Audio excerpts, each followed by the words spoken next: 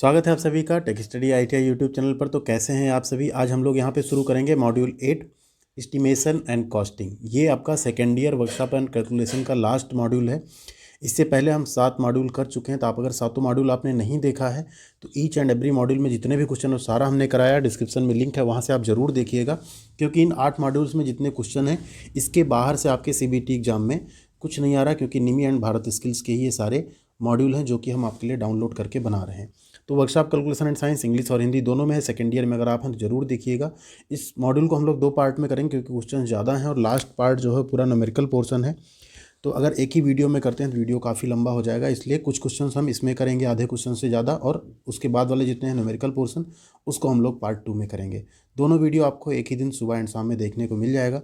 Channel पर नए हैं तो सब्सक्राइब कर लीजिए। वीडियो थोड़ी सी पसंद आती है तो लाइक कीजिएगा, वही आपका लाइक ही हमारा मोटिवेशन बढ़ाता है। साथ ही यूट्यूब इस वीडियो को आपके लाइक के अकॉर्डिंग ही आगे भी प्रमोट करता है और स्टूडेंट तक ये वीडियो पहुंचती है। तो इस तरह से सब्सक्राइब करने के बाद बेल आइकन भी जरूर दबाइएगा। जब तक हम क्वेश्चन आंसर सेशन स्टार्ट करते हैं आप लाइक बटन प्रेस कर सकते हैं। पहला क्वेश्चन है, देखिए यहाँ पे। अब सबसे पहले थोड़ी सी इसमें अगर हम ब्रीफ में बात कर लें, एस्टिमेशन एंड कॉस्टिंग होती क्या है, तो यहाँ ध्यान दीजिए। इससे आपके जो CBT एग्जाम अभी हुए हैं 4 से 9 जनवरी, इस मॉड्यूल से अप्रॉक्स 3 से 4 question each and every set में आपके पूछे गए हैं। तो ये फर्स्ट ईयर सेकेंड ईयर दोनों के लिए as well as same important है। और इसमें आपको कुछ क्वेश्चंस इलेक्ट्रीशियन जो होते हैं उनके ट्रेड से मिल जाएंगे, मीन्स कुछ इलेक्ट्रीशियन एस्टिमेशन एंड कॉस्टिंग होगी। एस्टिमेशन बेसिकली होता क्या है कि आप एक पूर्वानुमान करते हैं, एस्टिमेट करते हैं किसी चीज़ को कि कितनी लागत आएगी। कभी हम लोग पार्टी का कोई प्लान करते हैं तो एस्टिमेट करते हैं ना, इतनी कॉस्ट आ जाएगी। इसी तरह से हमको इंजीनियरिंग फील्ड में कैसे हम क्या क्या करते हैं एस्टिमेशन एंड कॉस्टिंग के लिए, किस तरह से कॉस्ट निकालते हैं। जैसे आप एक घर बना रहे हैं, कॉस्ट कितनी आएगी, पेंटिंग की कॉस्ट कितनी आएगी, वायरिंग की कितनी है, इस तरह से एस्टिमेशन कॉस्टिंग होती है। तो पहले उससे रिलेटेड जितने क्वेश्चंस हैं वो हैं, उसके बाद हमारा जो न्यूमेरिकल पोर्शन है वो है। तो उससे रिलेटेड जितने क्वेश्चंस हैं करते हैं। आप लोग इससे रिलेट भी कर पाएंगे, आपके एग्जाम अगर हो गए होंगे, पूछा गया होगा, या आपके फ्रेंड्स के एग्जाम हुए होंगे तो उनके एग्जाम में भी ये पूछे गए होंगे। पहला क्वेश्चन है, देखिए यहाँ पे, what is the other term used for reference table. संदर्भ तालिका के लिए इस्तेमाल किए जाने वाला दूसरा शब्द क्या है। शब्दकोश यानी डिक्शनरी, बायोग्राफी यानी जीवनी, बिब्लियोग्राफी यानी ग्रंथ सूची, या इंफॉर्मेशन टेबल। तो जो संदर्भ तालिका होती है उसके लिए दूसरा शब्द क्या है, सूचना तालिका यानी इंफॉर्मेशन टेबल, जिसमें सारी सूचनाएं आपको मिल जाती हैं। क्वेश्चन नंबर 2 है, which handbook referred by machine engineer. Machine engineer द्वारा निर्दिष्ट पुस्तिका क्या है। आप लोग कमेंट करके जरूर बताया करिए, क्वेश्चंस जो सॉल्व करवा रहे हैं, जो वीडियो आपके लिए क्वेश्चंस करवा रहे हैं वो कैसा आपको लगता है। आप लोग कमेंट बहुत कम करते हैं और लाइक तो बिल्कुल भी नहीं करते हैं वीडियोज़। तो लाइक भी किया करिए, अगर आप वीडियो पर बने रहते हैं तो लाइक बटन जरूर हिट किया करिए। तो मशीन इंजीनियर द्वारा निर्दिष्ट पुस्तिका क्या है। तो यहाँ पे देखिए, क्या पेरिस क्यूरिकल, CRC, मार्क स्टैंडर्ड, या ऑक्सफोर्ड डिक्शनरी। तो जो मशीन इंजीनियर्स द्वारा निर्दिष्ट पुस्तिका यानी रेफर्ड बुक होती है उसको हम बोलते हैं mark standard. Option B mark standard very important question है, आ सकता है आपके एग्जाम में। क्वेश्चन नंबर 3 है, देखिए, what is a handbook. Handbook क्या है, पुस्तिका क्या है। ठीक, हैंडबुक क्या कहते हैं हम, विभिन्न कार्य का मॉडल बुक, संदर्भ कार्य या प्रकार का अनुदेश या संग्रह, नवीनतम कार्य का डिजाइन बुक, या सामग्री का शब्दकोश। इंग्लिश में आप देख सकते हैं, model book of various works, ठीक है, टाइप ऑफ रेफरेंस वर्क और अदर कलेक्शन ऑफ इंस्ट्रक्शन, ठीक, design book of latest works, या डिक्शनरी ऑफ मटेरियल। तो हैंडबुक को हम क्या बोलते हैं, हैंडबुक को हम बोलते हैं टाइप ऑफ रेफरेंस वर्क और अदर कलेक्शन ऑफ इंस्ट्रक्शन। ठीक है, जो आप रेफरेंस वर्क कर रहे हैं उसका प्रकार क्या है, या उसमें जो भी कुछ इन्फॉर्मेशन दी गई है उसका एक संग्रह होता है, जिसे हम क्या बोलते हैं, हैंडबुक बोलते हैं या पुस्तिका बोलते हैं। क्वेश्चन नंबर 4 है, देखिए, which standard schedule of rates to be considered for estimation. अनुमान के लिए दरों के किस मानक पर विचार किया जाता है। तो अनुमान के लिए दरों के किस मानक पर हम विचार करेंगे। सपोज करिए आप कोई चीज़, एक कोल्ड ड्रिंक खरीद रहे हैं, कुछ भी एक एग्जांपल ले लीजिए, आप एक कोल्ड ड्रिंक या एक कपड़े खरीदने जा रहे हैं, तो आप कैसे विचार करेंगे, किस पे। Standard schedule of rates of the last year, पिछले वर्ष। हमको पिछले वर्ष से क्या मतलब है, हमको इस साल खरीदना है। Standard schedule of rates of the average of the last 10 years, last 10 साल का आप एवरेज निकालेंगे कि इस चीज़ की कीमत कितनी रही होगी। Standard schedule of rates of the average of last 5 years, पिछले 5 वर्ष की औसत दरों की सूची निकालेंगे। या standard schedule of rates of the current year, current वर्ष में जो मानक सूची है उसे आप क्या करेंगे, कंसीडर करेंगे। तो ऑब्वियस सी बात है, हमको जब करंट में कोई चीज़ खरीदना, जो करंट में उसकी सूची है उसे ही हम क्या करेंगे, अनुमान के लिए उसे ही हम एक मानक बनाएंगे। आप कोई पार्टी करने जा रहे हैं तो आप 10 साल पहले कोल्ड ड्रिंक का, या 10 साल पहले आप आटा या चावल का रेट तो नहीं पता करेंगे, आपको करंट ईयर का पता होना चाहिए। सेम आप कोई मशीन डिज़ाइन करने जा रहे हैं, कोई मशीन बनाने जा रहे हैं, घर बनाने जा रहे हैं, तो आपको 10 साल पहले की ईंट के रेट से मतलब नहीं होगा, आपको अभी के ईंट के रेट से मतलब होगा, लोहे के रेट से मतलब होगा। क्वेश्चन नंबर 5 है, what is the over estimate. देखिए आ गया, एस्टिमेट मतलब क्या होता है, अनुमान करना। आप पहले कोई काम करने जाते हैं उससे पहले आप अनुमान करते हैं इसमें इतने लाख रुपए, इतने हज़ार रुपए लगेंगे। तो अनुमान से अधिक क्या है, ओवर एस्टिमेट मतलब क्या है, जो आपने अनुमान किया हो वो क्या हो, वास्तविक अनुमान से ज़्यादा हो जाए। जब अनुमान क्या हो, वास्तविक अनुमान से अधिक हो जाए तो उसे हम क्या कहते हैं, ओवर एस्टिमेट कहते हैं। ठीक है, मान लीजिए आपने कोई, फॉर एग्जांपल आपने कोई एक मकान बनाना है, आपने बोला इसमें 10,000 ईंट्स या ब्रिक्स लगेंगी, और क्या हुआ 8,000 में ही बन गया, 2,000 आपका ईंट बच गया, तो उसे हम क्या कहेंगे, ओवर एस्टिमेट। क्वेश्चन नंबर 6 है, देखिए व्हाट इज़ अंडर एस्टिमेट। अनुमान के तहत, यानी अंडर एस्टिमेट क्या है, अनुमान के तहत क्या है। अंडर एस्टिमेट मतलब क्या है, जब अनुमान क्या हो जाए, वास्तविक अनुमान से कम हो जाए। आप कोई सामान मंगाओ और आप बोलो इतने में हो जाएगा, और ना हो क्या हो, सामान कम पड़ जाए, तो उसे हम क्या कहते हैं, जब अनुमान वास्तविक अनुमान से कम हो, या an estimate is fill short of the actual estimate. Question number 7 देखिए, what is the term used for the method of calculating various quantities and expenditure on a particular job और प्रोसेस। किसी विशिष्ट कार्य या प्रक्रिया में विभिन्न मात्राओं और व्यय के लिए गणना करने की विधि के लिए प्रयोग में लाई जाने वाली शब्दावली क्या है। तो उसे हम क्या कहते हैं, इसी को हम कहते हैं एस्टिमेशन या आकलन। किसी विशिष्ट कार्य के पहले हम क्या करते हैं, जो गणना की मात्रा, व्यय क्या क्या होगा, सब विधि का जो प्रयोग करते हैं उसी को हम क्या बोलते हैं, एस्टिमेशन या आकलन या अनुमान। ठीक। क्वेश्चन नंबर 8 है, what is the main factor to be considered while preparing a detailed estimate. जब आप एक विस्तृत अनुमान तैयार करते समय किस मुख्य कारक का ध्यान रखना पड़ता है। शेप ऑफ मटेरियल यानी सामग्री के आकार का, ब्रांड ऑफ द मटेरियल सामग्री के ब्रांड का, quantity, availability and transportation of material सामग्री की मात्रा, उपलब्धता और परिवहन का, या लोकेशन ऑफ मटेरियल सामग्री के स्थान का। तो आप जब विस्तृत अनुमान तैयार करेंगे तो आपको उसकी मात्रा पता होनी चाहिए, उसकी अवेलेबिलिटी मिल जाएगी कि नहीं, कहाँ मिलेगी, कितनी दूर मिलेगी, और उसका ट्रांसपोर्टेशन यानी उसको लाने में खर्च कितना लगेगा। इन चीज़ों को आपको क्या करना होता है, मेन फैक्टर होते हैं जिनको आपको कंसीडर करना होता है। क्वेश्चन नंबर 9 है, which authority publishes schedule of rates. ये फर्स्ट ईयर सेकंड ईयर दोनों के लिए उतना ही इंपॉर्टेंट क्वेश्चन है। कौन सा प्राधिकरण जो है दरों की अनुसूची को प्रकाशित करता है। तो दरों की अनुसूची कौन प्रकाशित करता है, जो सरकारी विभाग होता है, गवर्नमेंट डिपार्टमेंट होता है, वही आपके दरों की अनुसूची को प्रकाशित करता है। क्वेश्चन नंबर 10 है, what is the name of booklet the rates of various terms are indicated. पुस्तिका का नाम क्या है जिसमें विभिन्न दरों का संकेत दिया होता है। कौन सी, उस पुस्तिका का आपको नाम बताना है, तो उसे ही हम क्या कहते हैं, प्राइस कैटलॉग या मूल्य सूची। हिंदी में अगर आप देखेंगे मूल्य सूची, इंग्लिश में उसे हम क्या कहते हैं, प्राइस कैटलॉग कहते हैं। क्वेश्चन नंबर 11 है, what is the term for the details of materials, brands, name, grade of quality, rating of current end voltage etcetera. ध्यान दीजिए, सामग्री, ब्रांड का नाम, गुणवत्ता का ग्रेड, करंट और वोल्टेज आदि के रेटिंग के विवरण के लिए किस शब्द का हम उपयोग करते हैं, तो उसे ही हम क्या कहते हैं, स्पेसिफिकेशन कहते हैं, या सामग्री का विनिर्देश कहते हैं, जिसमें उसकी सामग्री क्या है, ठीक है, ब्रांड क्या है उसका, मटेरियल किसका है, वोल्टेज कितना है, करंट रेटिंग कितनी, सारी चीज़ें जो भी हैं एटसेट्रा, वो सब उसमें क्या होता है, दिया होता है। उसे हम क्या कहते हैं, स्पेसिफिकेशन ऑफ मटेरियल या सामग्री का विनिर्देश कहते हैं। क्वेश्चन नंबर 12 है, what is the use of engineering drawing. बहुत ही इंपॉर्टेंट क्वेश्चन है। इंजीनियरिंग ड्राइंग का उद्देश्य या उपयोग क्या है, sorry.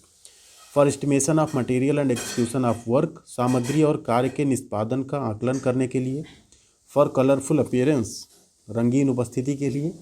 For reducing the cost, लागत को कम करने के लिए। या for increasing the cost, cost को बढ़ाने के लिए। ध्यान से अगर आप चारों ऑप्शन पढ़ेंगे ना तो आप सीधे आ जाएंगे, पहला ही सही है, बाकी सारे क्या हैं, ऐसे ही ऑप्शंस हैं। तो सामग्री और कार्य के निष्पादन का आकलन करने के लिए हमारा इंजीनियरिंग ड्राइंग का उपयोग किया जाता है। क्वेश्चन नंबर 13 है, what is the other term of pocket reference in engineering works. Engineering कार्यों में पॉकेट रेफरेंस का दूसरा शब्द क्या है। तो पॉकेट रेफरेंस के दूसरे शब्द को ही हम क्या कहते हैं, हैंडबुक कहते हैं या पुस्तिका कहते हैं। क्वेश्चन आपका देखिए थोड़ा सा घुमा के आया, इससे पहले भी ये क्वेश्चन पूछा गया था। उसे हम क्या कहते हैं, हैंडबुक या पुस्तिका। क्वेश्चन नंबर 14 है, which one is related to estimation of work. इनमें से कौन कार्य के अनुमान से संबंधित है। बिल ऑफ मटेरियल यानी सामग्री का बिल, पैकिंग, इंफॉर्मेशन टेबल यानी सूचना सारणी, या हैंडबुक। तो इसमें एस्टिमेशन संबंधित क्या है, जो सामग्री का बिल होगा, बिल ऑफ मटेरियल होगा, उसका काम हमारे एस्टिमेशन में पड़ेगा। क्वेश्चन नंबर 15 है, what is the total cost. Total cost क्या है, तो किसी भी चीज़ की टोटल कॉस्ट क्या होती है, कच्चा माल साथ में उस कच्चे माल की जो मशीनिंग में लागत हुई फाइनल प्रोडक्ट बनने की, दोनों को जोड़ के हम क्या कहते हैं, उसकी कुल लागत। ठीक है, आपने मटेरियल खरीदा, उस पर आपने कोई काम किया, कुछ उससे एक यूजफुल आपने चीज़ बनाई। सपोज करिए आपने एक वुडन चेयर बनाई, तो आपने लकड़ी खरीदी प्लस लकड़ी पे आपने लेबर चार्ज लगाया, ठीक, तो सारा मिला के क्या हो गया आपका टोटल कॉस्ट हो गया। कच्चे माल की लागत और मशीनिंग की लागत क्या कहते हैं हम, टोटल कॉस्ट या कुल लागत कहते हैं। क्वेश्चन नंबर 16 है, who prepares the cost of estimation, आकलन की लागत कौन तैयार करता है। ऑपरेटर करता है, क्वालिटी इंस्पेक्टर यानी गुणवत्ता निरीक्षक करता है, एस्टिमेटर यानी अनुमानक करता है, या ड्राफ्टमैन करता है। तो कौन करता है, एस्टिमेटर यानी कि जो अनुमानक होता है वो आकलन की लागत तैयार करता है। क्वेश्चन नंबर 17 है, which one is included in machining estimation seat, इनमें से कौन मशीनिंग एस्टिमेशन सीट में शामिल है। ट्रांसपोर्ट का कॉस्ट, एडवर्टाइजमेंट यानी विज्ञापन का कॉस्ट, रॉ मटेरियल का कॉस्ट, या टैक्स। तो मशीनिंग में, जो मशीनिंग के लिए आप अनुमान सीट शामिल करेंगे उसमें क्या होगा, जो कच्चा माल की लागत है वो आपको शामिल करनी होगी, रॉ मटेरियल कॉस्ट जो होगी उसको आपको शामिल करना होगा। क्वेश्चन नंबर 18 है, what is the minimum permissible size of aluminium wire used in estimation. एक एल्यूमिनियम वायर का, इसको आप याद कर लीजिएगा, एक एल्यूमिनियम वायर का तार का न्यूनतम स्वीकार्य आकार क्या है, किसके लिए जो एस्टिमेशन में हम उपयोग करते हैं। तो वो होता है आपका 1.5 square mm, sorry 1.5 square mm का आपका रहता है वो एल्यूमिनियम वायर।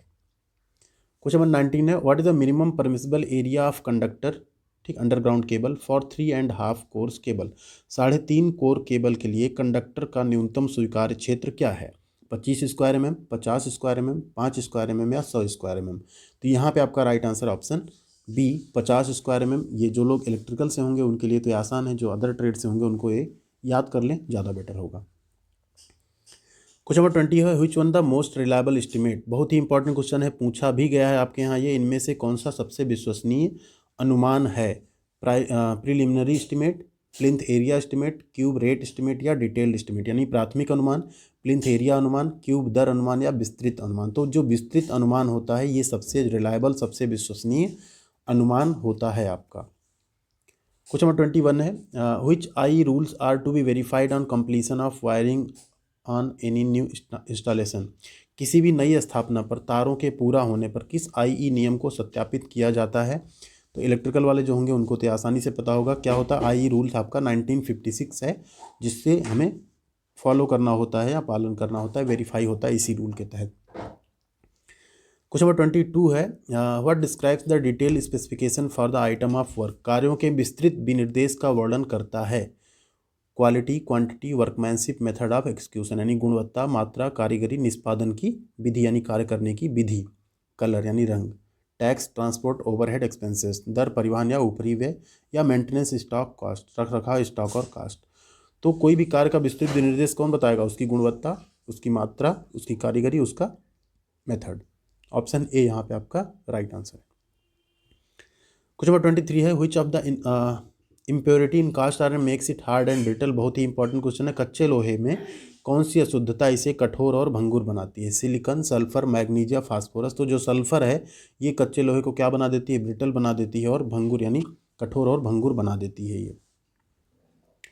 क्वेश्चन नंबर 24 है, what cables are used for 132 kV lines. अब इलेक्ट्रिकल से जो होंगे, इलेक्ट्रीशियन ट्रेड से होंगे, उनके लिए बहुत ही आसान क्वेश्चन है। 130 केवी लाइनों के लिए किस केबल का उपयोग किया जाता है। हाई टेंशन यानी उच्च तनाव, सुपर टेंशन यानी सुपर तनाव, एक्स्ट्रा हाई टेंशन या अतिरिक्त सुपर तनाव यानी एक्स्ट्रा सुपर वोल्टेज। ठीक है, तो यहाँ पे आपका राइट आंसर क्या है, एक्स्ट्रा सुपर वोल्टेज। यहाँ पे हिंदी दोनों की सेम हो गई है, अलग है थोड़ी।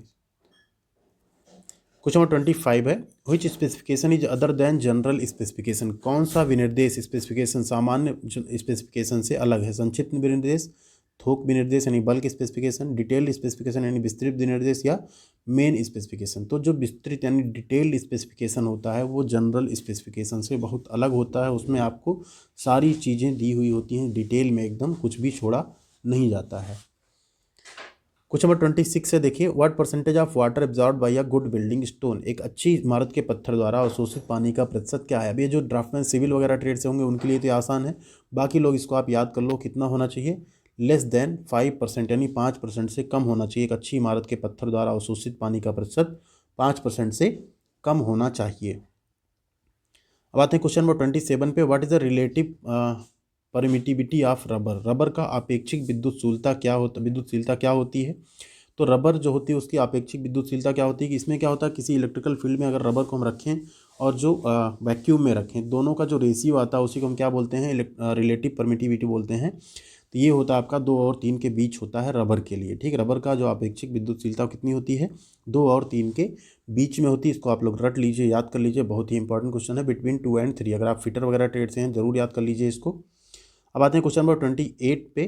What the weight of the iron ball has volume of 250 cc and density of. अब यहाँ से जो 28 के आगे का क्वेश्चन है ना, इसको हम नहीं करा रहे हैं, इसके आगे का क्वेश्चन आपको मिल जाएगा पार्ट 2 में, क्योंकि ये पूरा न्यूमेरिकल पोर्शन है। पूरा न्यूमेरिकल पोर्शन आपको पार्ट 2 में हम करवा देंगे, जितना भी क्वेश्चन है एस्टिमेशन एंड कॉस्टिंग का, जिससे कि आपको दिक्कत नहीं होगी। तो आप 27 नंबर तक हम लोग पार्ट 1 में कर चुके हैं, पार्ट 2 आपको शाम को मिल जाएगा। तो वीडियो आपको पसंद आई तो लाइक और शेयर जरूर कीजिएगा। साथ ही चैनल पर नए हैं तो चैनल को सब्सक्राइब कर लीजिए। टेक स्टडी आइडिया ये यूट्यूब पे सर्च करके देख सकते हैं। जैसे आप सर्च करेंगे आपको डिफरेंट टाइप के वीडियोज़ प्लेलिस्ट पूरी मिल जाएगी। अप्रॉक्स 40 प्लेलिस्ट आपको इस चैनल पे मिलेगी अलग अलग ट्रेड की। तो वहाँ से आप लोग अपनी स्टडी करते रहिए और वीडियो को शेयर ज़्यादा से ज़्यादा कीजिए अपने दोस्तों के साथ, जिससे कि हमारी मेहनत जो हो सभी तक पहुँचे और सभी को हेल्प मिल सके इस वीडियो से। Thank you very much.